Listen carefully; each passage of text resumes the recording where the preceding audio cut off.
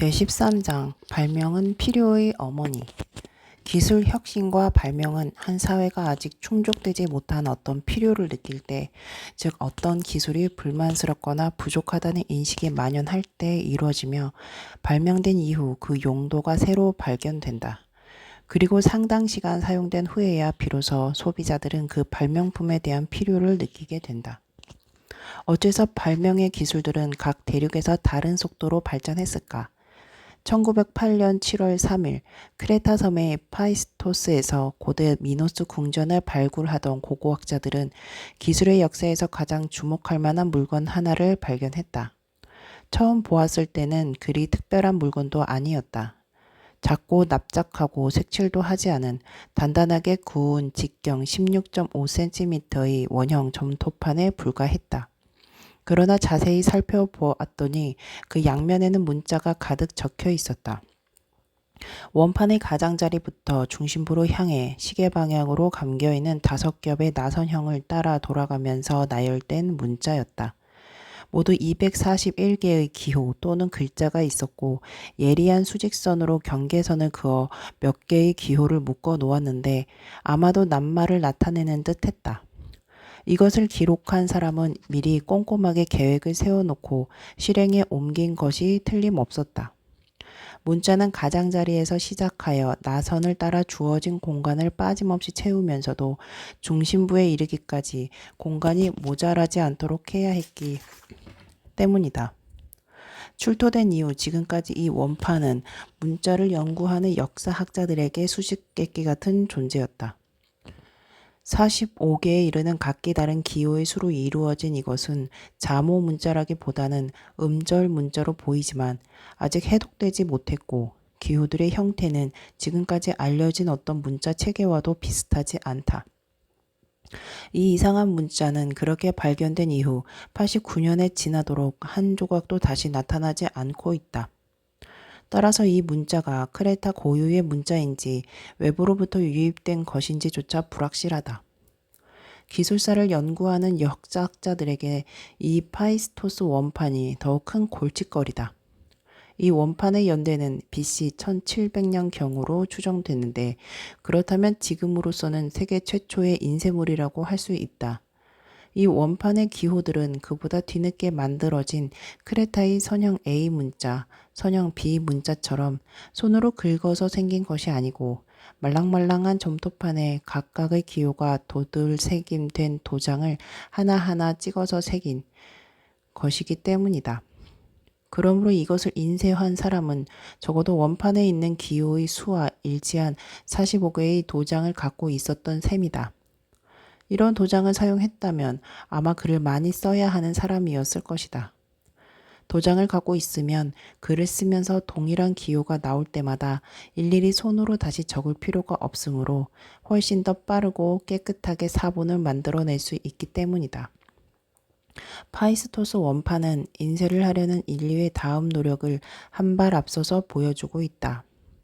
그 이후의 인쇄에서도 그와 비슷한 활자 따위가 이용되었는데 다만 잉크 없이 점토판에 찍는 게 아니라 잉크로 종이에 찍는다는 점이 다를 뿐이었다. 하지만 그 같은 인쇄 형태가 나타나기 시작한 것은 그로부터 2500년 뒤의 중국 그리고 3100년 뒤의 중세 유럽에서였다. 그렇다면 이렇게 시대를 앞서간 이 원판 기술은 어째서 크레타에서도 그리고 그 밖의 고대 지중해의 어느 지역에서도 널리 이용되지 못했을까? 이 원판 인쇄술은 왜 메소포타미아와 멕시코를 비롯한 고대의 문자 중심지에서 다른 시대에 발명되지 않고 하필이면 BC 1700년경 크레타에서 발명되었을까? 그리고 어째서 수천 년이 흐른 뒤에야 거기에 잉크와 압착기의 아이디어가 더해져서 비로소 인쇄기가 만들어졌을까? 이와 같이 그 원판은 역사학자들에게 매우 심각한 난제다. 만약 모든 발명품이 이 원판처럼 특이하고 종잡을 수 없다면 기술사에 대한 어떤 보편적인 이론을 수립하려는 시도는 애당초 실패할 수밖에 없다. 기술은 무기와 운송이라는 형태로 일부 민족들의 영토를 확장하고 다른 민족들을 정복하는 직접적인 수단이다. 그렇기 때문에 기술은 역사에 있어서 가장 광범위한 경향에 주된 원인이 되었다. 그러나 어째서 총포류, 바다를 건널 수 있는 배, 철제 기계류 따위를 발명한 사람들은 아메리카 원주민이나 사하라 이남 아프리카 사람들이 아니라 유라시아인들이었을까? 이러한 불균형은 인쇄기에서 유리, 증기 기관에 이르기까지 대부분의 중요한 기술적 진보에서 나타나고 있다. 어째서 그 많은 발명품들이 모두 유라시아에서 만들어졌을까? 아프리카의 대부분 지역과 유라시아에서는 이미 수천 년 전에 석기를 내던졌는데 어째서 뉴기니인들과 오스트레일리아 원주민들은 1800년에도 여전히 사용하고 있었을까? 더구나 뉴기니와 오스트레일리아에는 각각 구리와 철이 세계적으로도 가장 풍부하게 매장된 지역들이 산재해 있는데 말이다. 이와 같은 사실들을 돌이켜보면 유라시아인들이 다른 민족보다 뛰어난 창의성과 지능을 가졌다고 믿는 사람들이 그렇게 많은 것도 이해가 간다. 그러나 만약 인간에 대한 신경생물학에서도 기술 발전의 대륙간 불균형을 설명할 만한 어떤 차이점을 찾아낼 수 없다면 도대체 무엇으로 설명해야 할까? 이 문제에 대한 대안으로 제시된 견해는 발명의 영웅 이론이다. 기술적 진보는 요한네스 구텐베르크, 제임스 와튼, 토마스 에디슨, 라이트 형제 등과 같은 극소수의 천재들에게 몹시 편중되어 있는 것처럼 보인다. 그들은 모두 유럽인이거나 유럽으로부터 미국으로 이주한 사람들의 후손이었다. 아르키메데스를 비롯한 고대의 드문 천재들도 마찬가지였다.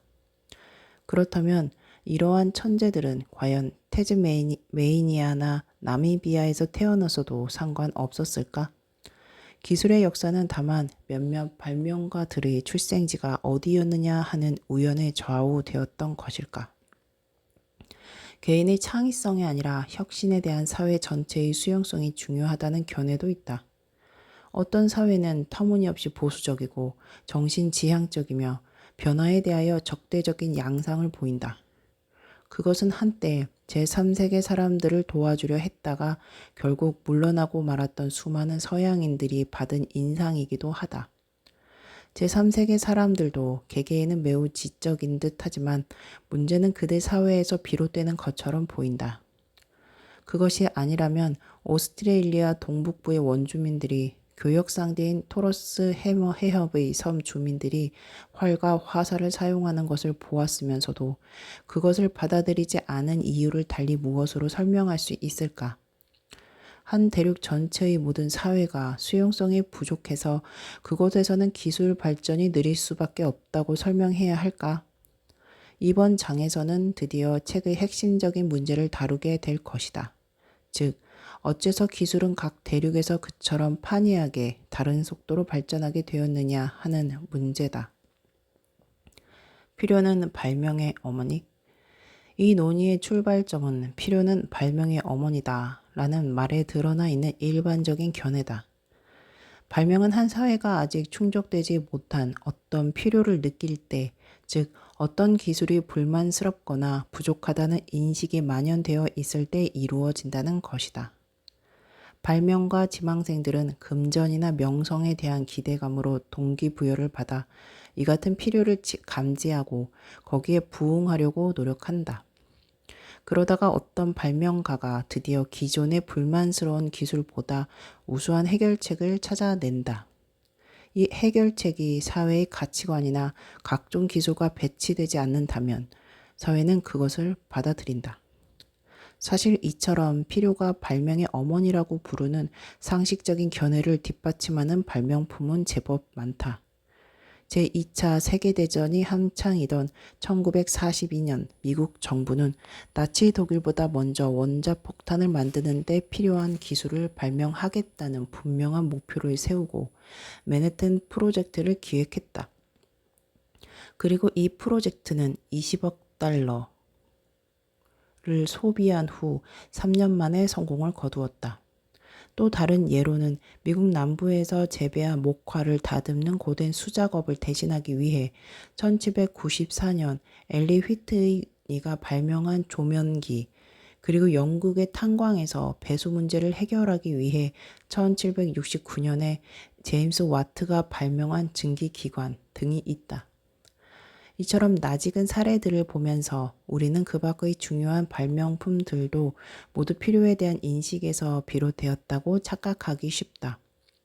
그러나 사실 수많은 발명품 또는 대부분의 발명품은 호기심에 사로잡히거나 이것저것 주물럭거리는 일을 좋아하는 사람들이 개발했고 그들이 염두에 둔 제품에 대한 수요 따위는 처음부터 있지도 않았다. 일단 어떤 물건이 발명되면 그때부터 발명자는 그것의 용도를 찾아내야 했다. 그리고 상당 시간 사용된 이후에야 비로소 소비자들은 그것이 필요하다고 느끼게 되었던 것이다. 또 어떤 물건은 어느 한 가지 용도를 위해서 발명되었지만 결국에는 오히려 예기치 못했던 다른 용도에 더 많이 쓰이게 되었다.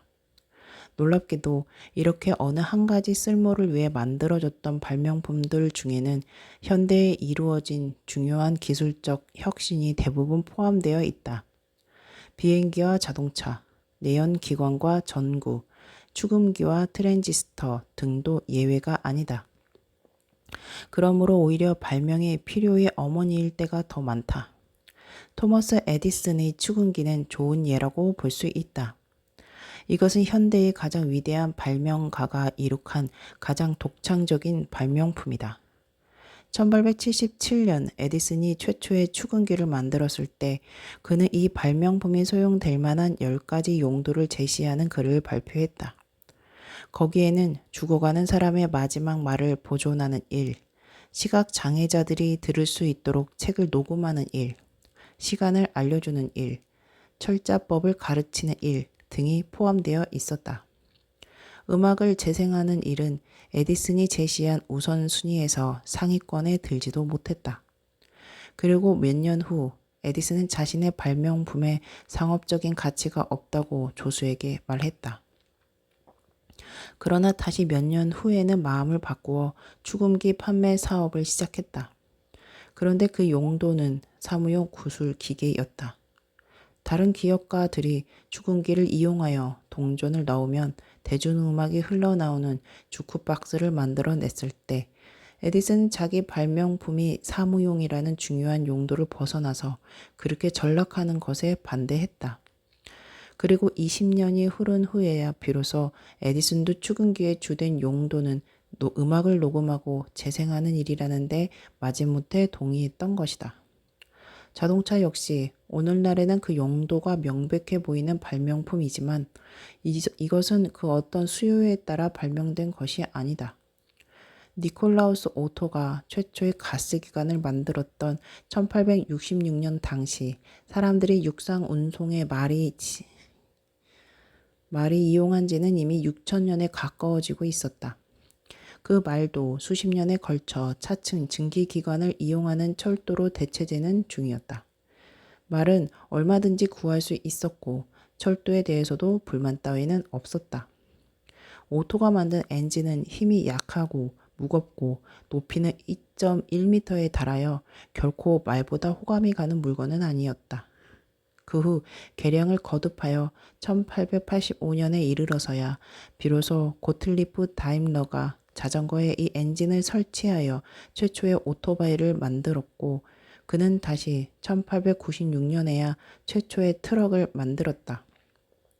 1905년까지도 이 자동차는 여전히 부자들이나 즐길 수 있는 비싸고 불완전한 장난감에 불과했다. 말이나 철도에 대한 대중의 만족도는 제1차 세계대전이 일어날 때까지만 해도 매우 높았는데 그때부터 군대에서도 트럭의 필요성을 깨닫게 되었다.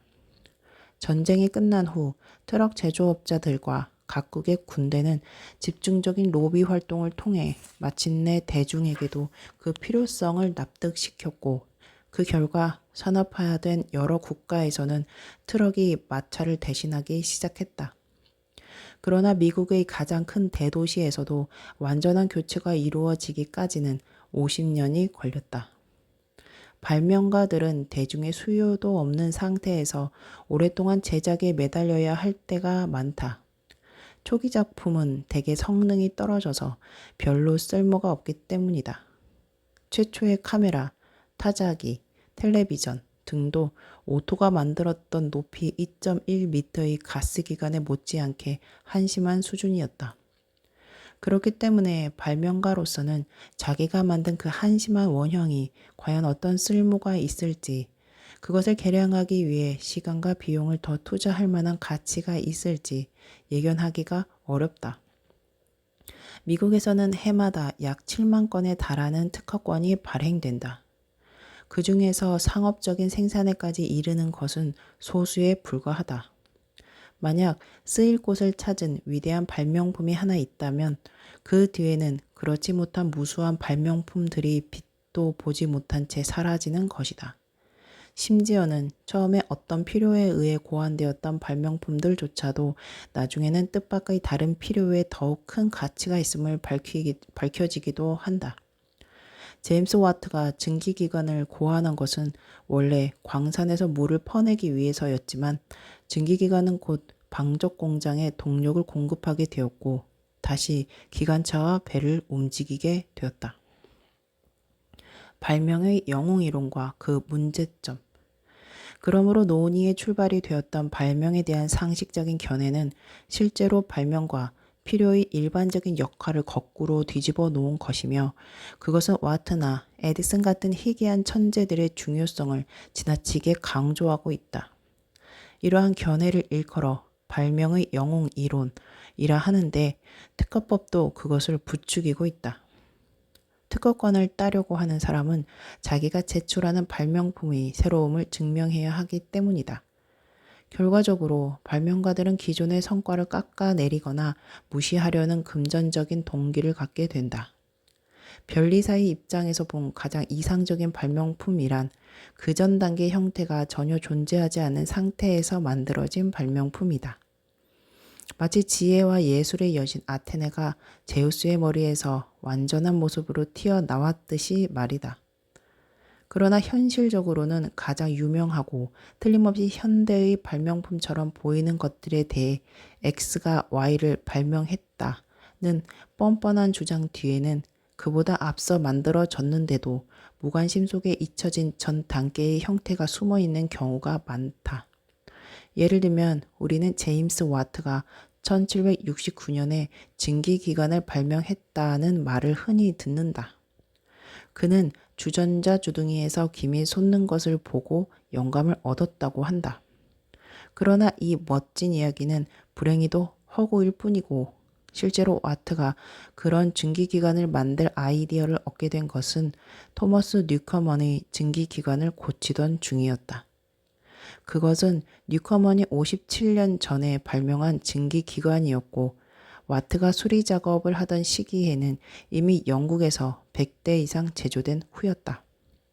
그리고 뉴커먼의 증기기관도 실은 영국인 토머스 세이버리가 1698년에 특허를 받은 증기기관의 뒤를 이은 것이었고 그건 역시 프랑스인 드니 파팽이 1680년경에 설계한 증기기관의 뒤를 이은 것이었다. 그리고 또 그것보다 네덜란드 과학자 크리스티안 호이헨스를 비롯한 여러 사람의 아이디어가 먼저 있었다. 그렇다고 와트가 뉴커먼의 증기기관을 크게 향상시켰다는 사실이나 뉴커먼이 세이버리에 그것을 크게 향상시켰다는 사실까지 부인하자는 것은 아니다. 이와 같은 역사는 웬만큼 기록이 남아있는 현대의 모든 발명품에서 두루 찾아볼 수 있다.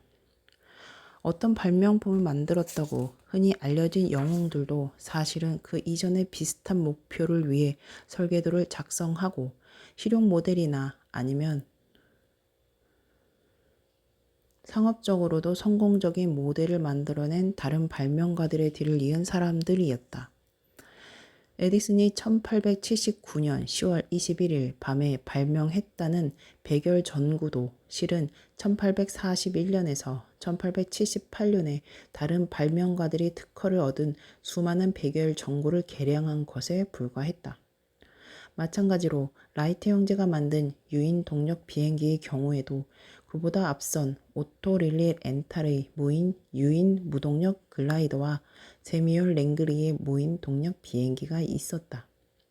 셰뮤얼 모스의 전신기의 경우에도 조지프 헨리, 윌리엄 쿡, 찰스 휘트스톤 등의 전신기가 앞섰던 것이다. 그리고 엘리 휘트니가 단섬유 목화를 다듬기 위해 만든 조면기는 이미 수천 년 동안 장섬유 목화를 다듬는 데 이용되었던 조면기를 개량한 것에 불과했다. 그렇다고 와트, 에디슨, 라이트 형제, 모스, 휘트니 등이 기존의 발명품을 크게 개선하여 상업적인 성공을 거두거나 향상시킨 사실을 부정하는 것은 아니다.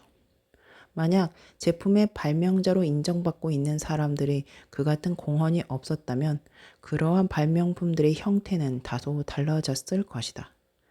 그러나 우리에게 중요한 문제는 일부 천재 발명가들이 어느 특정한 시대의 특정 장소에서 태어나지 않았다면 과연 세계사에 중대한 변화가 일어났겠느냐는 점이다.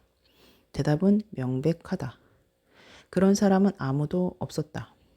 두루 인정받는 유명한 발명가들에게는 항상 유능한 선후배가 있었고 사회가 그들의 제품을 이용할 수 있는 시기에 발명품을 개량했던 것이다.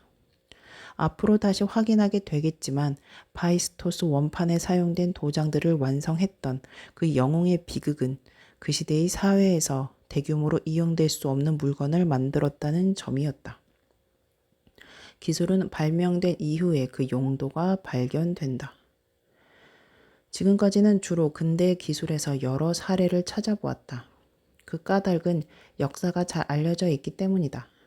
나의 주된 두 가지 결론은 기술이란 어느 영웅의 개별적인 행동을 통해서가 아니라 누적된 행동을 통해 발전한다는 것. 그리고 기술이란 대개 어떤 필요를 미리 내다보고 발명되는 것이 아니라 발명된 이후에 그 용도가 새로 발견된다는 것이다. 이 같은 결론들은 기록이 남아있지 않은 고대 기술의 역사에서 훨씬 더 강력한 힘을 얻는다. 빙하기의 수렵 채집민들이 처음으로 화덕에서 불에 탄 모래와 석회석 잔해를 보았을 때 반응은 어떠했을까? 그들은 이러한 발견들이 오랫동안 누적되어 처음에는 표면에 유리를 입힌 최초의 물건들이 나타나고 BC 4000년경 이집트와 메소포타미아에서 유리 자체로 만든 최초의 물건들이 나타나며 BC 2500년경 그 다음에 그 최초의 유리 그릇 BC 1500년경을 거쳐 결국 로마에서 최초의 유리창 AD 1년경이 탄생하리라는 것을 결코 예상할 수 없었다. 우리는 지금까지 알려진 가장 오래된 유리질 유약이 개발된 과정에 대해서 아무것도 모르고 있다.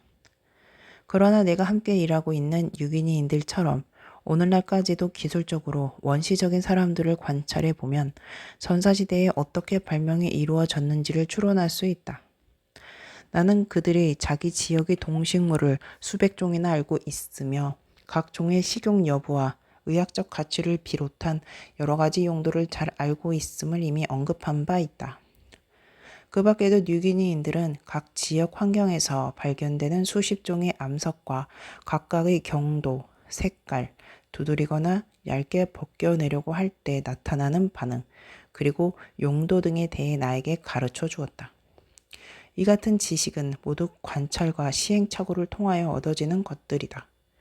나는 뉴기니인들을 데리고 그들의 집에서 멀리 떨어진 곳으로 일하러 갈 때마다 그러한 발명의 과정이 진행되는 것을 본다. 그들은 숲속에서 낯선 물건을 발견할 때마다 집어들고 만지작거리다가 이따금씩 쓸만한 것을 보이면 집으로 가져가기도 한다. 야영지를 떠날 무렵이면 사람들이 찾아와서 내가 버린 물건들을 뒤적거린다. 그때도 역시 똑같은 과정을 되풀이되는 것을 볼 수 있다. 그들은 내가 버린 물건들을 만지작거리면서 혹은 그들의 뉴기니 사회에서도 어떤 쓸모가 있을지 열심히 궁리한다. 빈 깡통은 간단한 편이어서 되게 그릇으로 재활용된다. 다른 물건들은 그것이 만들어질 때의 용도와는 전혀 다른 용도로 시험을 받는다. 가령 콧구멍 사이나 귀를 뚫는 자리에 이 연필을 끼워 장신구로 쓰면 멋있을까? 저 깨진 유리 조각은 칼로 사용할 수 있을 만큼 예리하고 단단할까? 유레카. 고대인들이 이용할 수 있었던 재료는 돌, 나무, 뼈, 껍질, 섬유, 점토, 모래, 석회석, 광물 등 각기 다양한 종류가 존재하는 천연 물질들이었다. 이 같은 재료들을 가지고 사람들은 차츰 그 중에서도 특정 유형의 돌, 나무, 뼈로 도구를 만드는 방법, 특정한 점토로 토기와 벽돌을 만드는 방법, 모래와 석회석과 기타 흙을 특정 비율로 배합하여 요리를 만드는 방법 등을 익혔고, 순수한 구리나 금처럼 연한 금속을 가공하는 방법에서 시작하여 광석으로부터 금속을 추출하는 방법, 그 다음에는 마침내 청동이나 철처럼 단단한 금속을 가공하는 방법까지 익힐 수 있었다. 그러한 과정에서 겪게 되는 시행착오의 역사는 화약과 휘발유가 그 원료로부터 개발되었던 과정에서도 잘 나타난다. 가연성 자연 산물은 수질을 많이 함유한 장작이 모닥불 속에서 터지듯이 언제든 저절로 눈에 띄게 마련이다. BC 2000년 이전에 메소포타미아인들은 벌써 암석 아스팔트를 가열하여 수톤에 달하는 석유를 추출하기 시작했다. 고대 그리스인들은 석유, 피치, 수지, 유황, 생석회 등을 여러 가지로 배합하여 방화용 무기를 만드는 방법을 발견하고 투석기, 화살, 소위탄, 배 등을 이용하여 적을 공격했다. 증류법을 개발하여 알코올과 향수를 만들어낸 이슬람 연금술사들은 이 기술 덕분에 석유도 여러 성분으로 분류할 수 있었다. 그 중에 일부는 더욱 강력한 방화 물질로 그러한 물질을 넣어 만든 수류탄, 로켓, 수레 등은 이슬람이 십자군을 물리치는 데 결국 핵심적인 역할을 했다.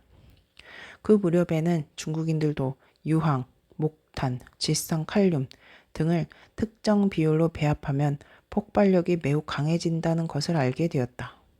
그것이 바로 화약이었다.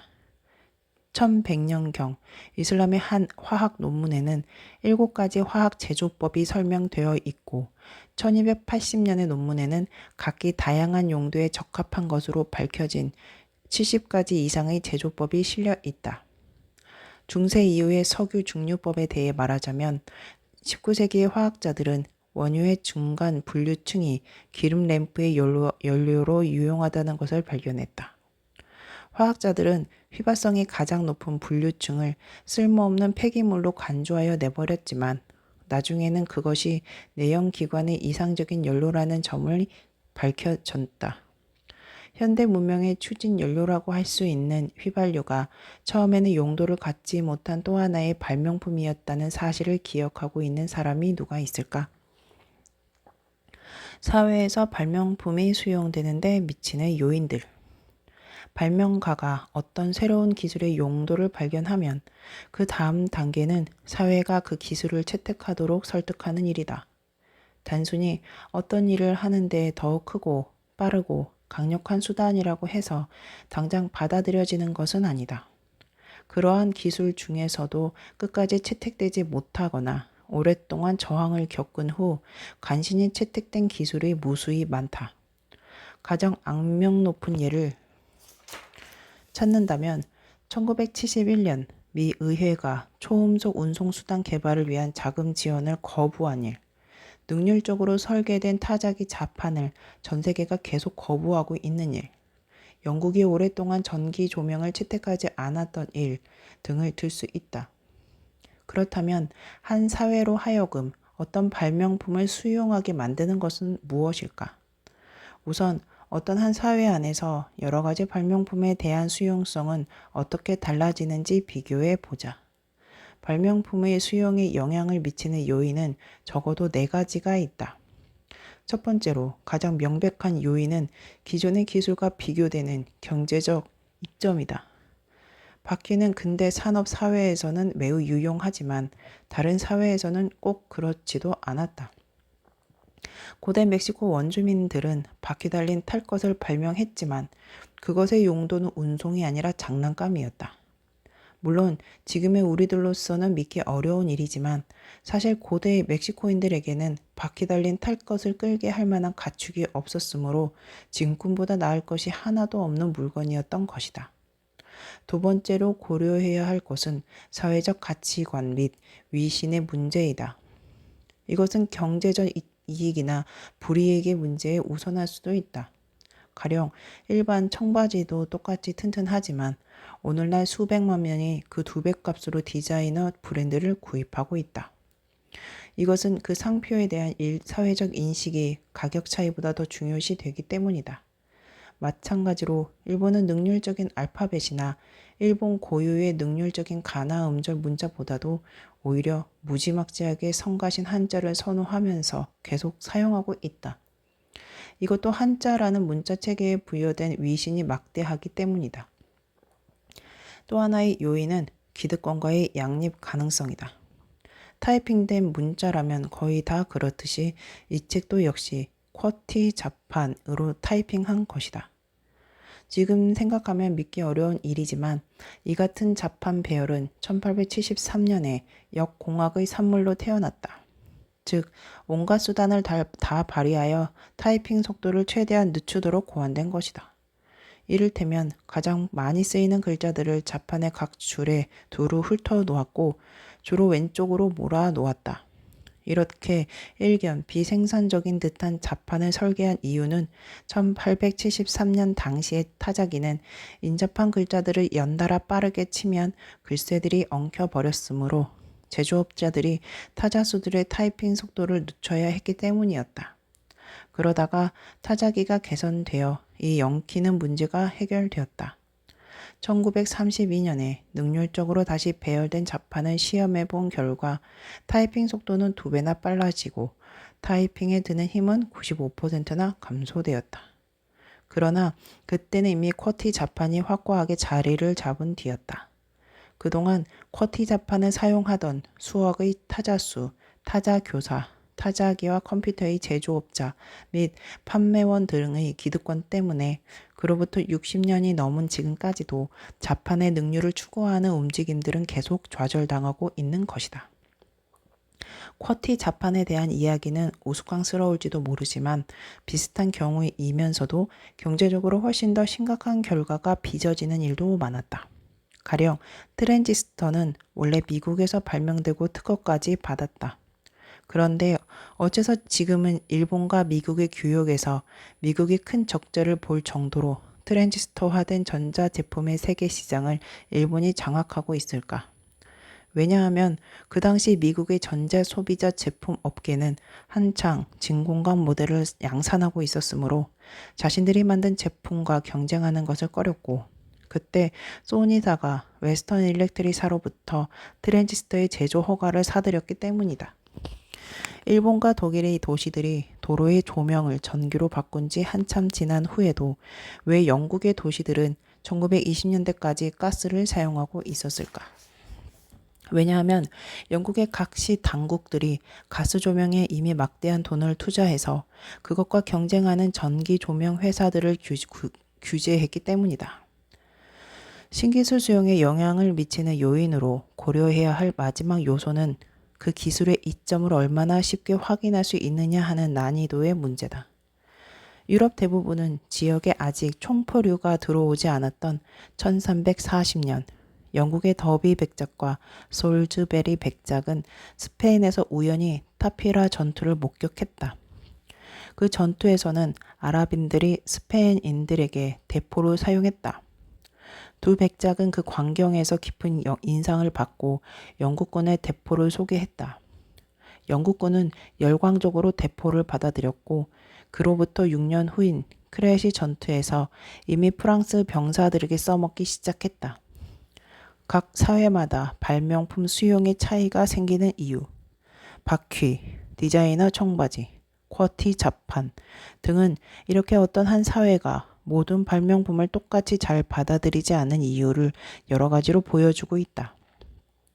마찬가지로 어떠한 한 발명품에 대한 수용도도 각각의 사회에 따라 동시대에도 크게 달라진다.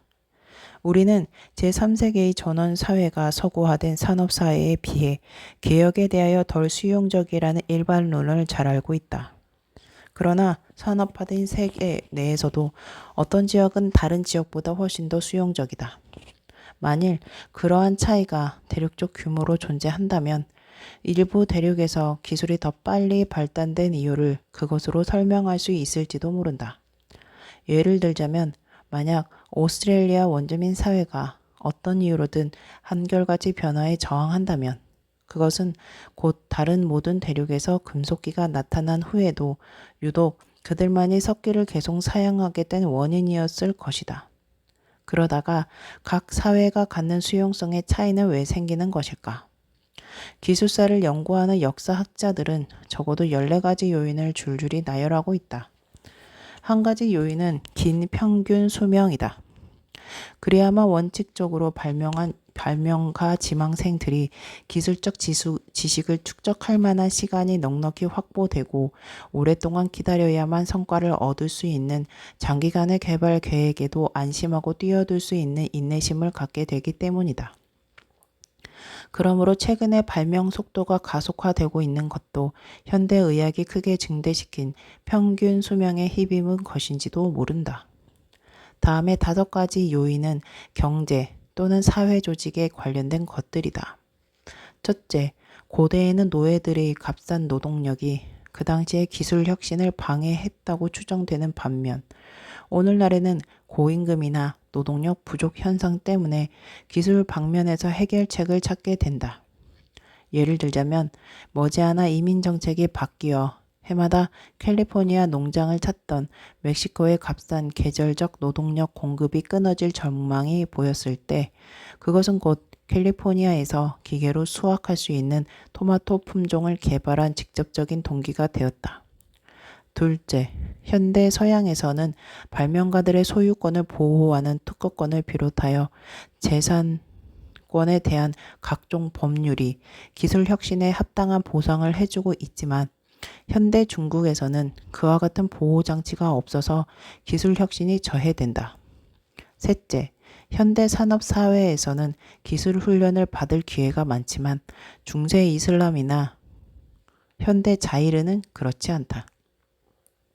넷째, 현대의 자본주의 체제에서는 기술 발전에 투자했을 때 보상을 얻을 잠재적 가능성이 있지만 고대 로마의 경제 체제는 그렇지 않았다. 다섯째, 미국 사회는 개인주의가 강하므로 성공적인 발명가들이 자기 소득을 자기가 가질 수 있지만 뉴기니는 가족 간의 유대가 강하기 때문에 누구든 돈을 벌기 시작하면 틀림없이 10여 명의 친척들이 몰려들어 아주 그 집에서 살게 하면서 먹여주고 뒷받침해 주기를 기대하기 마련이다. 또 학자들이 제시한 다음 4가지 설명은 경제나 조직보다는 관념에 관련된 요인들이다. 첫째, 혁신을 위한 노력에는 모험 정신이 필수적이며 일부 사회는 그것을 다른 사회보다 더 많이 가지고 있다. 둘째, 과학적 사고는 르네상스 시대 이후 유럽 사회의 한 특징이며 유럽이 뛰어난 현대 기술을 발전시키는데 크나큰 공헌을 했다. 셋째, 다양한 의견과 이단자들을 용납하는 분위기는 혁신을 촉진시키는 반면 강력한 정통주의적 사고방식은 혁신을 누른다. 넷째, 종교마다 기술 혁신에 대한 태도가 크게 다르다. 유대교와 기독교의 일부 교파는 기술 혁신에 유난히 호의적이라는 주장이 유력한데 반해 이슬람, 힌두교, 브라만교의 일부 교파는 유난히 적대적인 것 같다. 이상의 10가지 가설은 모두 그럴듯하다. 그러나 이것은 지리적 조건과는 별로 연관이 없다. 만약 특허권, 자본주의, 특정 종교 등이 기술을 발전시킨다면 왜 중세 이후의 유럽에서는 그 같은 요인들이 나타났고 동시대의 중국이나 인도에서는 그렇지 않았을까? 어쨌든 10가지 요인들이 기술에 미치는 영향만은 분명하다. 그러나 학자들이 제시한 나머지 4가지 요인들, 전쟁, 중앙집권적 정치체제, 기후, 풍부한 자원의 작용은 별로 일관성이 없는 것처럼 보인다. 때로는 기술 발전을 촉진시키고 때로는 억제하기 때문이다. 첫째, 인류 역사를 통틀어 전쟁은 기술 혁신의 주된 자극제일 때가 많았다. 예를 들자면 제2차 세계대전 당시 핵무기에 그리고 제1차 세계대전 당시 비행기와 트럭에 각각 투자된 막대한 금액은 기술의 새로운 장을 열었다. 그러나 또한 전쟁은 기술 발전에 엄청난 차질을 초래하기도 한다. 둘째, 강력한 중앙집권적 정치체제는 19세기 후반의 독일과 일본에서는 기술을 크게 향상시켰고 1500년대 이후의 중국에서는 오히려 억압했다.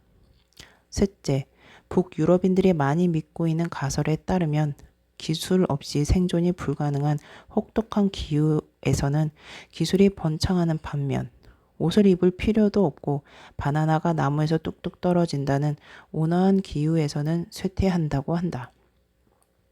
그러나 그 반대 견해에 의하면 온화한 환경에서는 사람들이 먹고 사는 일에 끊임없이 매달려 있지 않아도 되므로 마음껏 기술 혁신에 매진할 수 있다.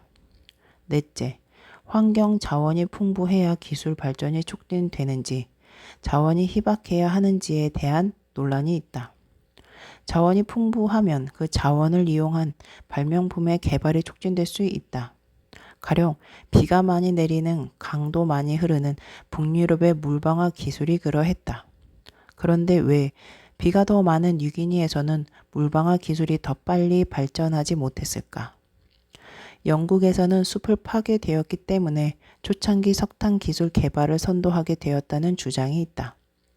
그렇다면 어째서 중국의 산림 벌채는 그 같은 결과를 낳지 못했을까? 이러한 논의로는 신기술에 대한 수용성이 각 사회에 따라 달라지는 이유를 설명하려고 한 여러 가지 요인들을 제대로 규명할 수 없다. 더구나 이 같은 1차적인 설명들은 그 뒤에 감춰진 궁극적 요인들의 문제를 간과하고 있다.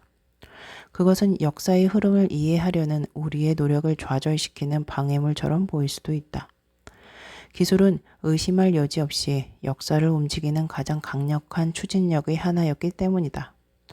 그러나 이제부터 나는 기술 혁신 뒤에 감추어진 그 같은 개별적인 요인들의 다양성이 역사의 광범위하게 행해지는 경향을 이해하기 어렵게 만들기보다는 오히려 더 쉽게 만든다는 것을 입증하려고 한다.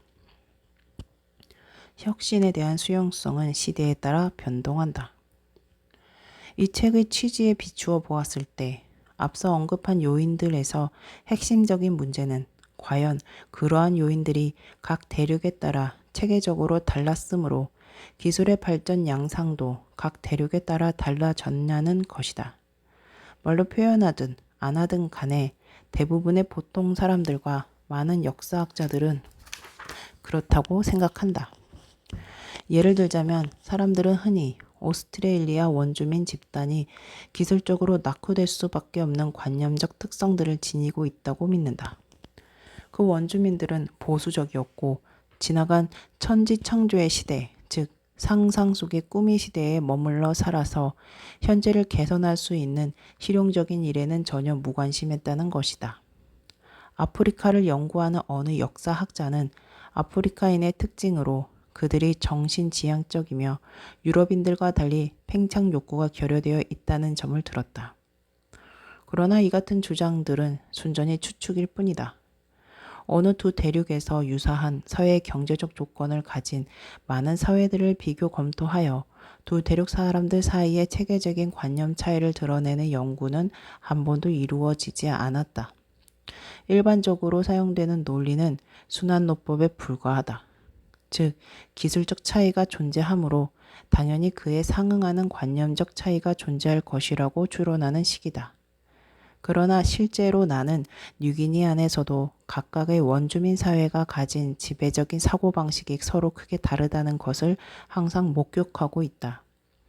산업화된 유럽이나 아메리카에서와 마찬가지로 전통적인 뉴기니에서 새로운 방식에 저항하는 보수적인 사회와 새로운 방식을 선택적으로 수용하는 혁신적인 사회가 나란히 공존한다.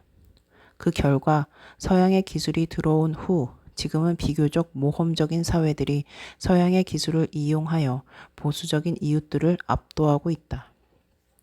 예를 들면 1930년대에 유럽인들이 뉴기니 동부의 고지대에 처음 도착했을 때 일찍이 아무도 접촉한 적이 없는 수십 개의 석기시대 부족들을 발견했는데 그 중에서도 침 부족은 서양의 기술을 받아들이는 일에 유난히 적대적이었다. 그러나 백인 전창민들이 커피 심는 것을 본 침 부족은 자기들도 황금 작물로 커피를 재배하기 시작했다. 1964년에 내가 만난 친부족 남자는 50세의 나이에 글도 읽을 줄 몰랐고 전통적인 풀립 치마를 두르고 있었으며 아직 석기를 사용하던 사회에서 태어난 사람이었다.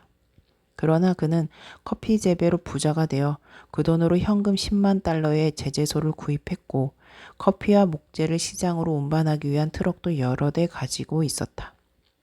그와 대조적으로 내가 8년간 같이 일했던 이웃 고지대의 다리비족은 특히 보수적이어서 신기술에 관심이 없었다. 다리비족 지역에 헬리콥터가 처음 착륙했을 때에도 그들은 잠시 나와서 구경했을 뿐 다시 자기가 하던 일로 돌아갔다. 만약 친부족이었다면 헬리콥터를 전세 내려고 흥정을 시작했을 것이다. 결과적으로 친부족은 현재 다리비족 지역으로 차츰 진출하여 땅을 차지하고 농장을 경영하고 있으며 다리비족은 그들의 일꾼으로 전락했다. 그 밖에도 모든 대륙에서 어떤 원주민 사회는 매우 수용적이어서 외래 문물이나 기술을 선택적으로 받아들여 자기들 사회에 흡수하는 데 성공했다. 나이지리아의 이보족은 모험적이라는 점에서 뉴기니의 친부족이 비견될 만하다. 오늘날 미국에서 가장 숫자가 많은 아메리카 원주민 부족은 나바호족이다. 유럽인들이 도착할 때만 하더라도 그들은 수백 개 부족 중 한 부족에 지나지 않았다. 그러나 나바호족은 유난히도 탄력적이어서 혁신에 대하여 선택적으로 대응할 수 있었다.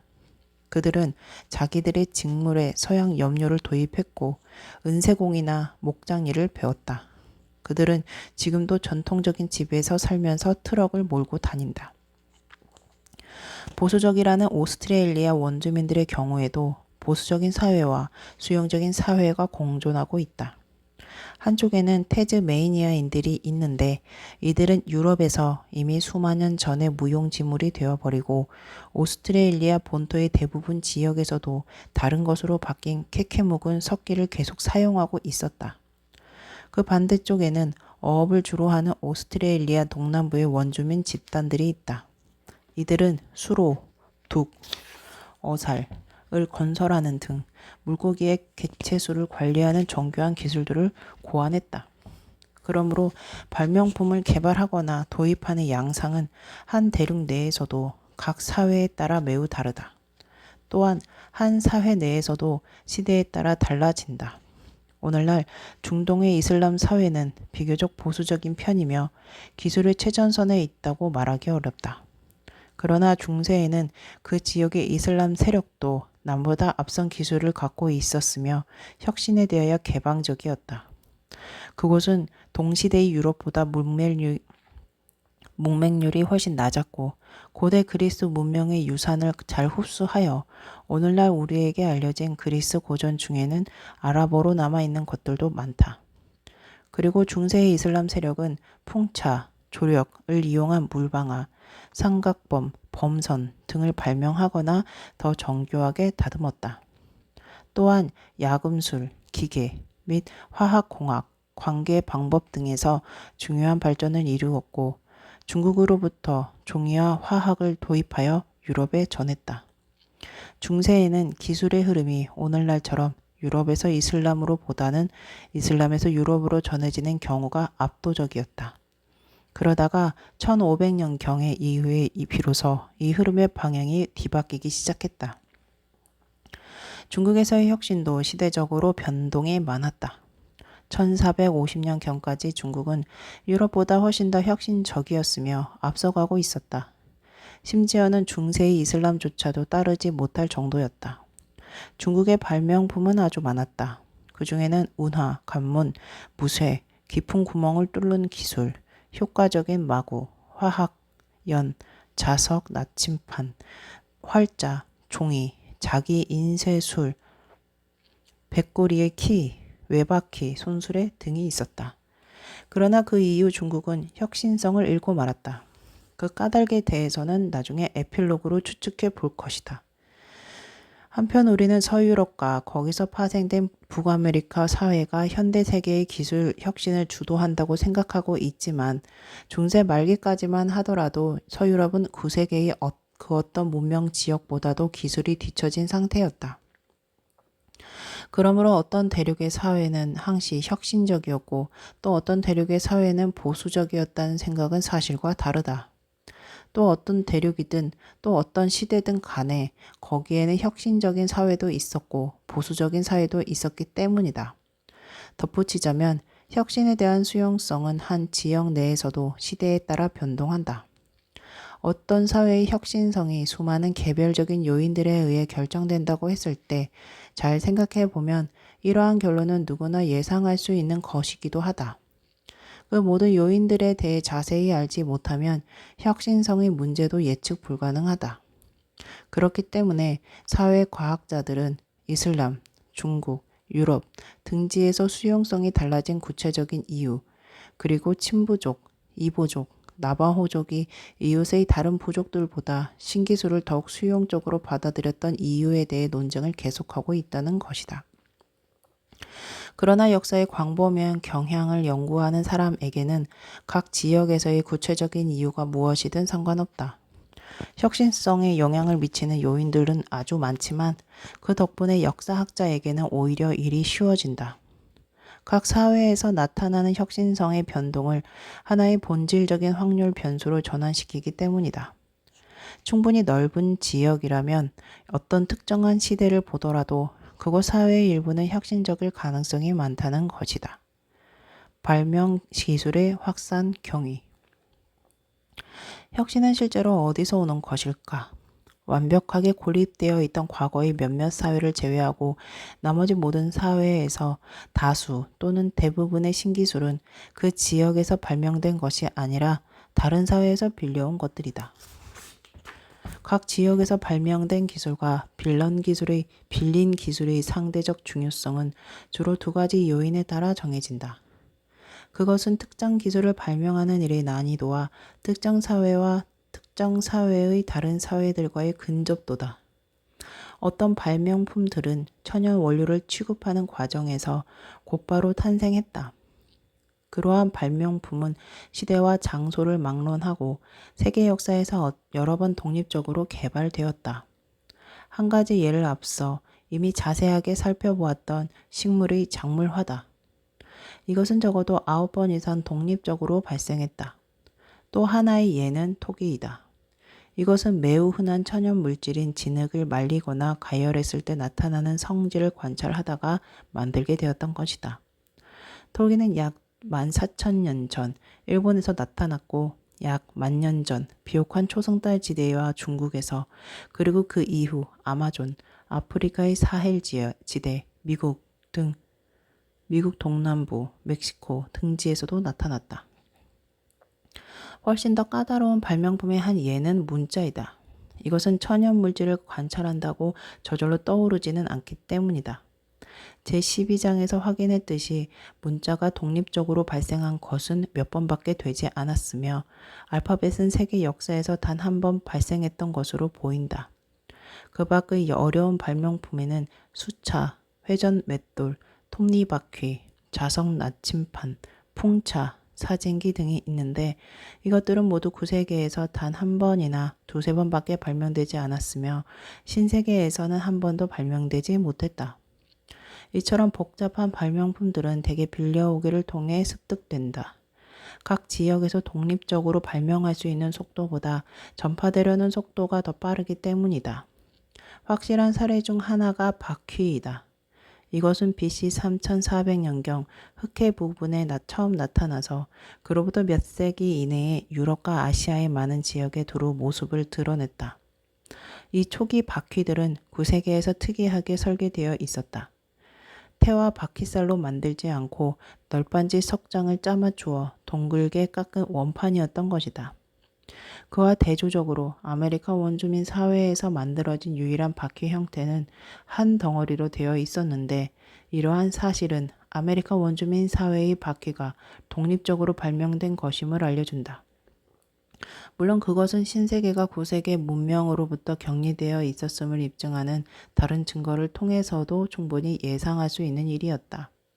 인류 역사에서 700만 년 동안이나 바퀴가 없었는데, 구세계의 특이한 바퀴 설계가 불과 몇 세기 사이에 구세계의 여러 장소에서 잇따라 나타난 것이 우연이라고 생각하는 사람은 아무도 없다. 바퀴는 그 실용성 때문에 구세기의 유일한 발명 장소로부터 동서각지로 빠르게 확산된 것이 분명하다. 그 밖에도 서아시아의 근원지로부터 고대 구세기의 동서각지로 확산된 복잡한 기술의 예를 더 들자면 문자물쇠, 도르래, 회전 맷돌, 풍차, 알파벳이 있다. 신세계에서 기술 확산이 이루어진 한 예는 야금술이다. 이것은 안데스로부터 파나마를 거쳐 중앙아메리카로 전파되었다. 유용한 발명품이 어느 한 사회에서 처음 나타나면 그것은 다음 두 가지 중 한 방식을 통하여 전파된다. 하나는 다른 사회들이 그 발명품을 직접 보거나 그것에 대해 알게 되고 그것에 대해 수용적이어서 결국 그것을 채택하게 되는 것이다. 두 번째 방식은 그 발명품을 갖지 못한 사회들은 그것을 발명한 사회에 비해 불리한 여건에 놓이게 된다는 것이다. 만약 그 불이익이 증대되면 압도당하여 교체되고 마는 것이다. 그 간단한 예가 뉴질랜드의 마오리 부족들 사이에 전파된 머스킷 소총이다. 그 중에는 은가푸히라는 한 부족이 1818년경에 유럽 상인들로부터 머스킷 소총을 받아들였다. 그리고 그 이후 15년 동안 뉴질랜드는 이른바 머스킷 전쟁에 휩쓸렸고, 소총을 갖지 못한 부족들은 소총을 구하든지 아니면 이미 소총으로 무장한 부족들에게 정복당해야 했다. 그 결과 머스킷 소총의 기술은 1833년 이전에 뉴질랜드 전역으로 전파되었고, 살아남은 마오리 부족들은 모두 머스킷 소총을 갖게 되었다. 한 사회가 어떤 신기술을 발명한 사회로부터 받아들일 때 그 확산 경위는 여러 가지가 있을 수 있다. 평화적인 교역, 1954년에 미국의 트랜지스터가 일본으로 전파된 일처럼 첩보 활동, AD 552년 동남아시아의 노예가 중동으로 밀수입된 일, 이민자, 1685년 프랑스에서 추방된 20만 명의 위그노들에 의해 프랑스의 유리 및 의료 제조 기술이 유럽 전역에 전파된 일, 전쟁 등이 거기에 포함된다. 마지막으로 중대한 예를 들자면 중국의 제지 기술이 이슬람에 전해진 경우다. 이것은 AD 751년에 아랍의 한 군대가 타라스강 전투에서 중국 군대를 패배시켰기 때문에 가능했다. 포로들 중에서 제지공 몇 명을 발견하여 사마르칸트로 데려가서 종이 제조를 시작했던 것이다. 제12장에서 우리는 문화의 확산이 세부적인 청사진을 통해 이루어지거나 막연한 아이디어로부터 자극을 받아 세부적인 내용은 다시 발명하는 과정을 통해 이루어진다는 것을 확인했다. 제12장에서는 문자의 전파를 예를 들었지만 그 두 가지 대안은 기술 확산에도 적용된다. 바로 위에 있는 문단은 청사진 복사의 사례에 해당하는 것이고, 중국의 자기 기술이 유럽에 전해진 일은 장기간에 걸친 아이디어 확산의 사례에 해당한다. 매끄럽고 반투명한 도기의 일종인 자기는 AD 7세기경 유럽에서 발명되었다. 그 후 14세기에 비단기를 통해 자기가 유럽에 전해지기 시작하면서, 그러나 제조 방법에 대해서는 아무런 정보도 주어지지 않았다. 크나큰 찬사를 받았다. 그것을 모방하려는 시도가 많았지만 성공하지 못했다. 그러다가 1707년 독일의 연금술사 요한 비트거가 공장을 여러 가지로 바꿔본 후 전투에 각종 광물을 배합하면서 장기적인 실험을 거듭한 끝에 마침내 해결책을 발견했고, 오늘날 그 유명한 마이센의 자기 공장을 설립했다.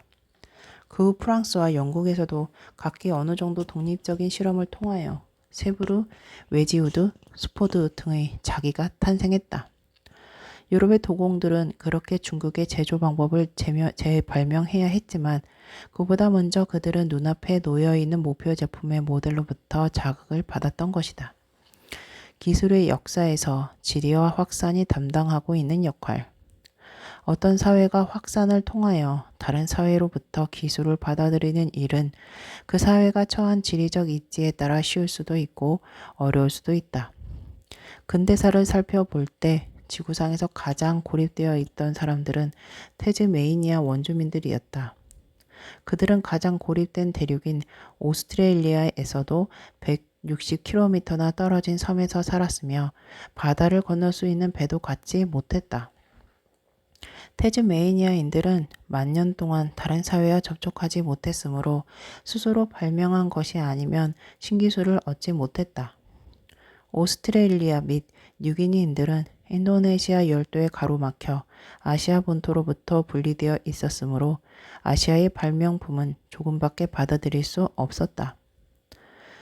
확산을 통하여 발명품을 가장 잘 습득할 수 있었던 사회는 주요 대륙에 속해 있는 사회였다. 기술은 그 이들 사회에서 가장 신속하게 발달했다. 직접 맞는 발명품뿐만 아니라 다른 사회의 발명품까지 흡수하여 기술을 축적할 수 있었기 때문이다. 예를 들자면 중세 이슬람은 유라시아의 중앙부에 위치해 있었으므로 인도와 중국의 발명품들을 입수했고 고대 그리스의 지식도 물려받았던 것이다. 확산의 중요성과 그 확산을 가능케 하는 지리적 입지의 중요성을 인상적으로 보여주는 사례는 이해하기 어려운 일이지만 몇몇 사회가 강력한 기술을 포기했던 일이다. 우리가 흔히 유용한 기술이란 일단 습득된 후에는 더 나은 기술이 나올 때까지 계속 존속할 것이라고 생각한다. 그러나 실제로는 기술도 습득하는 것으로 그치지 말고 잘 관리해야 하며 거기에는 여러 가지 예측 불가능한 요인들이 작용한다. 모든 사회는 각종 사회적 변화나 변덕을 겪게 마련이며 그 과정에서 경제적으로 쓸모없는 것들이 높은 평가를 받기도 하고 유용한 것들이 일시적으로 평가절하되기도 한다. 오늘날에는 지구상의 거의 모든 사회가 서로 연결되어 있어서 어떤 변덕 때문에 중요한 기술이 버려지는 일을 상상하기 어렵다. 설령 어느 한 사회가 어떤 강력한 기술을 일시적으로 거부하더라도 그 사회는 이웃사회가 그 기술을 사용하고 있는 것을 계속 보게 될 것이므로 언제든지 재확산을 통해 다시 습득할 수 있다. 그러나 고립된 사회에서는 그러한 변덕이 오랫동안 지속되기도 한다. 일본이 총을 포기했던 사례는 유명하다. 총기가 일본에서 처음 도착한 것은 1543년이었다. 원시적인 화승총으로 무정한 포르투갈 모험가 2명이 중국 화물선을 타고 상륙했던 것이다. 일본인들은 이 신무기의 깊은 인상을 받고 토착적으로 생산하기 시작하여 총기 제작 기술을 크게 향상시켰으며 1600년 이전에 벌써 세계 어느 나라보다도 우수한 총을 더 많이 갖게 되었다. 그러나 일본에서는 총기 도입에 역행하는 요인들도 있었다. 우선 이 나라에는 사무라이라는 전사 계급이 다수 있었다. 그들에게는 칼이 계급의 상징인 동시에 예술품이다. 일본에서 전쟁이란 사무라이 검사 사이의 1대1 전투였다. 그들은 탁 트인 곳에 서서 의례적인 말을 주고받았으며 우아하게 싸우는 것을 자랑스럽게 여겼다. 그러나 우아하지 못하게 총을 마구 쏘아대는 평민 병사들 앞에서 그런 행동을 하는 것은 치명적인 결과를 낳게 되었다. 더구나 총은 외국의 발명품이어서 1600년 이후에 모든 외국 문물이 그랬듯이 차츰 경멸의 대상이 되었다. 사무라이가 지배하던 정부는 우선 총기 생산을 몇몇 도시에 국한시키기 시작했고 정부의 허가를 얻어야만 총을 생산할 수 있게 했다. 그 다음에는 정부에 납품하는 총에 대해서만 생산을 허락했고 마지막으로 정부의 총기 주문량도 감소시켜 결국 일본은 제대로 작동하는 총이 거의 없는 상태로 돌아가 버렸다. 동시대의 유럽 군주들 중에도 총을 경멸하여 그 사용을 제한하려고 했던 사람들이 있었다. 그러나 유럽에서는 이 같은 정책이 오래가지 못했다. 일시적으로 총을 금지한 나라는 곧 총을 앞세운 이웃 나라들에게 짓밟히고 말았기 때문이었다. 일본의 경우에는 인구가 많고 고립된 섬나라였기 때문에 강력한 새 군사기술을 거부하면서도 무사할 수 있었지만 이러한 고립 속의 안전은 1854년에 막을 내리고 말았다. 페리 사령관 휘하의 미국 함대가 대포를 가득 장착하고 찾아오자 일본은 총기 제조를 재개할 필요성을 느꼈던 것이다. 일본이 총을 거부하고 중국이 해양 선박을 포기했던 일은 고립 또는 반고립 상태인 사회의 기술 퇴행 현상을 보여주는 유명한 역사적 사례다. 그러나 이 같은 퇴행 현상은 선사시대에도 있었다. 가장 극단적인 사례는 태제 메이니아 원주민들의 퇴행을 들 수 있다. 그들은 골기와 어획 기술마저 포기하여 현대 세계에서 가장 단순한 기술을 가진 사회가 되었던 것이다. 오스트레일리아 원주민들은 활과 화살을 습득했다가 도로 포기했을 가능성이 있다. 토러스 해협 제도 사람들은 카누를 포기했고 가우아 섬 주민들은 포기했다가 다시 습득했다. 폴리네시아 전역에서는 포기했다. 대부분의 폴리네시아인과 많은 멜라네시아인들이 전쟁에서 활과 화살의 사용을 포기했다. 북극 에스키모인들은 활과 화살 및 카약을 잃었고 도시 에스키모들은 활과 화살, 활비비, 궤를 잃었다. 언뜻 보면 이해할 수 없는 이 같은 사례들은 기술의 역사에서 지리와 확산이 담당하고 있는 역할을 잘 보여주고 있다. 확산이 이루어지지 않으면 기술을 습득한 일이 적어지고 기존의 기술을 잃어버리는 일이 많아진다. 기술의 확산과 자가 촉매 작용. 기술은 더 많은 기술을 낳음으로 어떤 발명품의 확산 과정은 원래의 발명품보다 더 중요할 수도 있다. 기술의 역사는 이른바 자가 촉매 작용의 좋은 예가 된다. 자가 촉매 작용이란 스스로 촉매 작용을 일으켜 시간이 갈수록 가속화되는 현상을 말한다. 산업혁명 이후의 기술 급증도 인상적인 것이었지만 중세의 기술 급증도 천동기 시대의 그것에 비하면 매우 인상적이었다. 마찬가지로 청동기 시대에도 후기 구석기 시대와는 비교조차 할 수 없을 정도로 기술이 급증했었다. 이렇게 기술이 스스로 촉매작용을 일으키는 한 가지 이유는 먼저 간단한 문제들로부터 차근차근 해결해야만 발전이 이루어질 수 있기 때문이다. 예를 들자면 석기시대의 농경민들이 어느 날 갑작스럽게 철을 추출하거나 가공하는 등 고온의 용광로가 필요한 일로 곧장 넘어가지는 못했다. 철광석 야금술이 발전하기 위해 인류는 우선 자연에서 그냥 얻을 수 있는 재료, 즉 열을 가하지 않고 두드리기만 해도 모양을 만들 수 있을 만큼 부드러운 순수 금속을 가지고 수천 년의 경험을 쌓아야 했던 것이다. 또 토기를 만들고 그 다음에는 철처럼 고온을 요구하지 않는 구리 광석을 재련하거나 구리 합금을 가공하면서 단순한 화덕을 차츰 발전시키는 수천 년의 세월이 필요했다. 비옥한 초승달 지대의 중국에서 철물이 일반화된 것은 약 2000년에 걸쳐 청동 야금술의 경험을 쌓은 후였다. 그리고 유럽인들이 도착했을 때 신세계 사회는 막 청동 인공물을 만들기 시작했고 철물은 시작도 못한 단계였다. 그때 유럽인들이 들이닥치면서 신세계의 독립적인 궤적을 끊어버렸던 것이다. 자가 촉매 작용이 일어나는 또 다른 주된 이유는 새로운 기술과 재료들이 재결합되어 다시 새로운 기술의 탄생을 가능케 하기 때문이다. 예를 들어 1455년 구텐베르크가 성경을 인쇄한 후 중세 유럽에서는 인쇄술이 폭발적으로 전파되었는데 BC 1700년에 그 이름 모를 인쇄공이 파이스토스 원판을 찍어냈을 때는 왜 그렇게 되지 못했을까? 해답의 일부는 중세 유럽의 인쇄공들은 6가지 발전된 기술을 한꺼번에 결합시켜 사용할 수 있었지만 파이스토스 원판 제작단은 그 대부분을 갖지 못했다는 사실이다. 종이, 활자, 야금술, 압착기, 잉크, 문자라는 이 기술 중에서 활자에 대한 아이디어와 종이는 중국으로부터 유럽에 들어온 것이었다.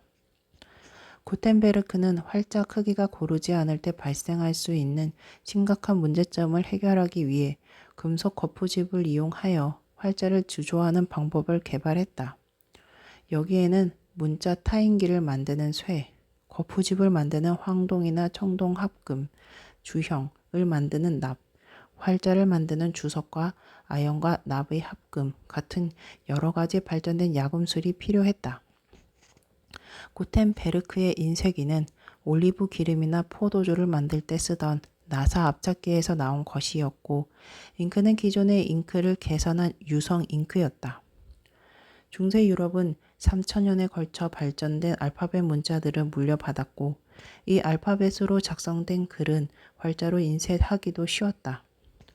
중국의 글에는 수만 개의 기호가 필요하지만 알파벳은 주조해야 할 글자 수가 몇십 개에 불과하기 때문이다. 이러한 여러 가지 기술 중 파이스토스 원판의 제작자가 원판을 찍어낼 때 가지고 있던 기술은 구텐베르크의 것에 비해 훨씬 빈약한 것이었다. 원판의 인쇄 매체는 점토로 종이에 비하면 부피도 무게도 훨씬 더 나갔다. BC 1700년경 크레타의 야금술, 잉크, 압착기는 1455년 독일의 것보다 원시적이었으므로 활자를 금속 틀에 고정시키고 잉크를 발라 인쇄하지 못하고 일일이 손으로 찍어야만 했다. 원판의 문자는 구텐베르크가 사용한 로마 알파벳보다 기호도 많고 형태도 복잡한 음절 문자였다. 따라서 파이스토스 원판의 인쇄 기술은 구텐베르크의 인쇄기보다 투박했으며 손으로 쓰는 것에 비해 이점이 그리 많지 않았다. 그 같은 기술상의 단점에다 파이스토스 원판은 문자 지식이나 공전이나 사원의 몇몇 필경사에게만 국한되어 있던 시대에도 거의 없었거나 거기에 필요한 수십 개의 수동식 도장을 많이 만들 만한 동기도 거의 없었다. 그와 대조적으로 중세 유럽에는 인쇄술에 대한 잠재적인 대량 시장이 형성되어 있었으므로 많은 투자자들이 구텐베르크에게 돈을 빌려주었다. 식량 생산, 정주형 생활, 기술의 역사. 인류의 기술은 250만 년 전 이전부터 사용된 최초의 석계에서부터 발전하기 시작하여 오늘날의 레이저 프린터에까지 이른다. 나는 이미 구식이 되어버린 1992년산 레이저 프린터를 1996년산으로 바꾸었고 그것으로 이 책의 원고를 인쇄했다. 기술의 발전 속도는 처음에는 느낄 수 없을 만큼 느렸다. 수십만 년이 흘러도 석계에는 눈에 띄는 변화가 없었고 그 시절에는 그 밖의 다른 재료로 인공물이 만들어졌다는 증거도 남아있지 않다. 그러나 오늘날에는 기술의 발전이 너무 빨라서 신문에 날마다 게재될 정도가 되었다. 이렇게 오랫동안 가속화되어 온 발전의 역사에서 특히 중요한 두 차례의 도약이 있었다. 첫 번째는 5만 년에서 10만 년 전에 벌어진 일로 그것은 아마도 우리 몸에 일어난 유전적인 변화 덕분에 이루어졌을 것이다. 이때의 도약에서는 골기, 단일 용도의 석기, 복합적인 도구들이 만들어졌다. 두 번째 도약은 우리가 정주형 생활 방식을 채택하면서 일어났다. 그 시기는 세계 각 지역에 따라 제각기 달라서 빠른 곳은 13,000년 전에 일어났고 또 어떤 지역은 오늘날까지도 무소식이다. 이 같은 생활을 채택하게 된 것은 대개 식량 생산의 채택과 관련이 있었다. 식량 생산을 시작하면서 우리는 농작물과 과수원과 저장된 잉여 식량이 있는 곳에 가까이 있어야만 했던 것이다. 정주형 생활은 기술의 역사에서 결정적인 역할을 담당했는데 그러한 생활 덕분에 사람들은 들고 다닐 수 없는 소유물들을 축적할 수 있었기 때문이다. 유랑 생활을 하는 수렵 체질민들은 휴대할 수 있는 기술밖에 가질 수 없다. 자주 옮겨 다니면서도 탈 것이나 집 나르는 동물을 갖지 못한 사람이라면 아기와 무기류 그리고 들고 다닐 수 있는 만큼 부피가 작은 최소한의 절대 필수품 정도로 자기 소유물을 제한해야 했기 때문이다. 인류의 몇 가지 기술이 매우 일찍부터 나타났으면서도 오랫동안 발전하지 못했던 현상은 아마 이러한 현실적인 어려움 때문이었을 것이다. 예를 들면 도자기류 중에서 가장 빨랐던 것은 2만 7천 년 전에 현재의 체코슬로바키아 지역에서 구워 만든 점토상들인데 이것은 불에 구운 최초의 점토 그릇보다 훨씬 앞선 것이다. 짜거나 엮어서 무엇을 만들었다는 최초의 증거물도 같은 체코슬로바키아 지역에서 같은 시기에 나타났다. 이것 이후에 발견된 가장 오래된 바구니는 약 13,000년 전의 것이며 가장 오래된 직물은 약 9,000년 전의 것이다. 이처럼 첫걸음은 매우 빨랐지만 톡이든 직물이든 본격적으로 만들어지기 시작한 것은 사람들이 정주하기 시작하여 톡이나 배 따위를 들고 다닐 필요가 없어진 후였다. 식량 생산은 정주형 생활을 가능하게 해서 소유물을 축적하도록 했을 뿐만 아니라 또 다른 측면에서도 기술의 역사에 결정적이었다. 인류의 진화에서 최초로 경제적으로 전문화된 사회, 즉 식량을 생산하는 평민들이 식량을 생산하지 않는 전문가들을 먹여 살리는 사회가 발달할 수 있었던 것이다.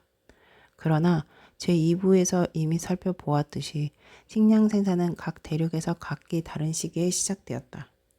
그러나 이 장에서 확인한 것처럼 각 지역의 기술들이 새로 생기거나 유지되기 위해서는 그 지역의 발명품뿐만 아니라 다른 지역으로부터 확산되어 들어오는 각종 기술도 필요했다.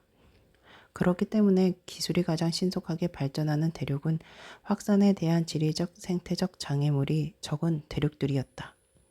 마지막으로 어느 한 대륙에서 각각의 사회는 곧 어떤 기술을 발명하거나 채택할 수 있는 한 가지 가능성을 나타낸다고 말할 수 있다. 왜냐하면 각각의 사회는 여러 가지 이유 때문에 혁신성 면에서 서로 크게 다르기 때문이다.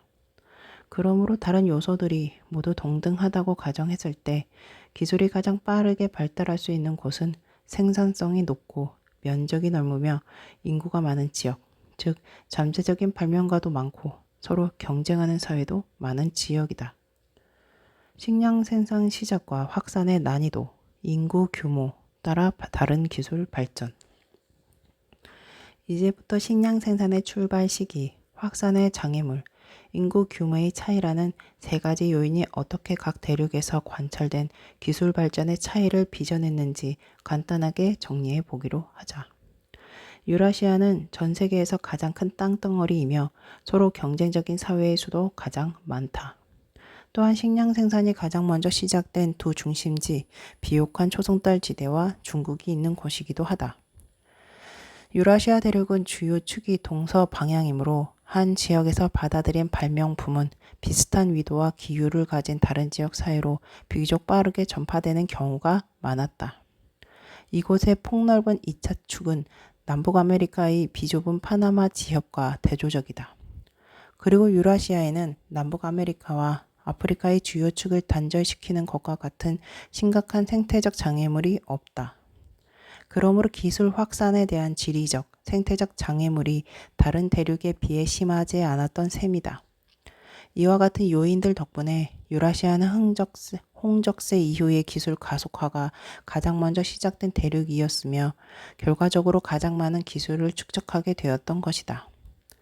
남아메리카와 북아메리카는 관습적으로 별개의 대륙으로 취급하고 있지만 사실은 수백만 년 동안 연결되어 있었다. 또한 역사학에서 제시되는 문제들도 비슷하므로 한 대륙으로 간주하고 유라시아와 비교해도 상관없다. 남북아메리카는 유라시아보다 상당히 작기는 해도 세계에서 두 번째로 큰 땅덩어리다. 그러나 두 대륙은 지리와 생태라는 두 측면에서 분열되어 있다. 파나마 지역은 너비 64km 정도에 불과하지만 남북아메리카를 지리적으로 단절시키고 있으며 이 지역의 다리엔 강우림과 멕시코 북부의 사막은 생태적으로 단절시키고 있다. 멕시코 북부의 사막은 중앙아메리카의 발전된 사회들과 북아메리카의 사회들을 분리시켰으며 파나마 지협은 중앙아메리카의 발전된 사회들과 안데스 및 아마존의 그것들을 분리시켰다. 더구나 남북아메리카의 주요 측은 남북 방향이어서 무엇이든 확산되기 위해서는 대개 동일한 위도상에서 움직이지 못하고 위도와 기후의 변화를 무릅쓰며 이동해야 했다. 예를 들면 바퀴는 중앙아메리카에서 발명되었고 라마는 BC 3000년 이전에 안데스 중부에서 가축화되었다. 그로부터 5000년이 지난 후에도 남북 아메리카에서 유일하게 짐을 나르는 짐승과 유일한 바퀴는 서로 만나지 못했다. 중앙 아메리카의 마야 사회와 잉카 제국의 북쪽 경계선 사이의 거리 약 1900km는 바퀴와 말을 공유했던 프랑스와 중국 사이의 13,000km보다 훨씬 짧았는데도 말이다. 내가 보기에는 이 같은 요인들이 남북 아메리카의 기술이 유라시아보다 뒤처진 이유인 것 같다. 사하라 사막 이남 아프리카는 세계에서 세 번째로 큰 땅덩어리이지만 남북 아메리카보다도 사뭇 작다. 인류 역사에서 대부분의 기간 동안 이 지역과 유라시아는 남아메리카와 북아메리카에 비해 오가기가 훨씬 좋았지만 그래도 사하라 사막 이남 아프리카를 유라시아와 북아프리카에서 분리시키는 중요한 생태적 장애물인 것은 사실이다. 아프리카의 남북 축도 기술 확산을 가로막는 또 하나의 방해물이었다. 이것은 유라시아와 사하라 사막 이남 아프리카 사이와 함께 사하라 사막 이남 지역 내에서도 해당되는 문제다. 후자의 경우를 예를 들자면 토기와 철 야금술은 사하라 사막 이남 아프리카의 사헬지대에서 발생했거나 늦어도 서유럽으로 들어올 무렵에는 사헬지대에도 들어왔다. 그러나 토기가 아프리카 남단에 도착한 것은 AD 1년경의 일이었고 야금술은 유럽으로부터 배를 타고 들어올 때까지 육로로는 남단까지 확산되지 못하고 있었다. 마지막으로 오스트레일리아는 가장 작은 대륙이다. 게다가 대부분 지역은 강우량이 매우 적고 생산성도 매우 낮으므로 사람의 인구를 뒷받침하는 능력 면에서 본다면 결과적으로는 더욱 작은 대륙인 셈이다. 더구나 오스트레일리아에서는 식량 생산이 끝내 토착적으로 시작되지 못했다. 이러한 요인들이 합쳐져서 오스트레일리아는 근대에 이르기까지도 금속 인공물을 만들어내지 못한 유일한 대륙이 되고 말았다. 도표는 이 같은 요인들을 숫자로 바꾸어 본 것이다. 것으로 각각의 대륙이 가진 면적과 현대의 인구를 비교했다. 식량 생산이 시작되기 직전인 10,000년 전의 인구를 지금은 알 수 없지만 각 대륙의 순서는 지금과 같았을 것이다. 오늘날 가장 많은 식량을 생산하고 있는 지역들은 대개 10,000년 전의 수렵 채집민들에게도 생산성이 가장 높은 지역이었을 것이기 때문이다. 인구의 차이는 매우 심하다. 유라시아는 남북 아메리카의 6배에 가깝고 아프리카의 8배, 오스트레일리아의 230배에 가깝다. 인구가 많다는 것은 곧 발명가 수도 많고 경쟁 사회 수도 많다는 뜻이다. 도표만 보더라도 유라시아에서 총기와 쇠가 만들어진 이유가 충분히 설명된다. 각 대륙의 면적, 인구, 확산의 난이도, 식량 생산의 출발 시기 등에서 나타난 이 같은 차이에 따라 기술 발전의 격차는 더 크게 벌어졌다. 기술은 자가 촉매 작용을 하기 때문이다. 따라서 유라시아는 처음부터 상당히 유리한 입장에 있었지만 1492년에 와서는 엄청나게 앞서게 되었다. 그것은 유라시아인들의 지능이 탁월해서가 아니라 유라시아의 지리적 요건이 탁월했기 때문이었다. 내가 알고 있는 뉴기니인들 중에는 잠재적인 에디슨이라고 할 만한 사람들도 많다. 그러나 그들은 그 천재성을 자신들이 처한 상황에서 필요한 기술적인 문제들을 해결하는 데 활용했다. 즉, 죽음기를 발명하는 문제보다는 뉴기니의 정글에서 아무것도 받아들이지 않은 채 살아남는 문제에 주력했던 것이다.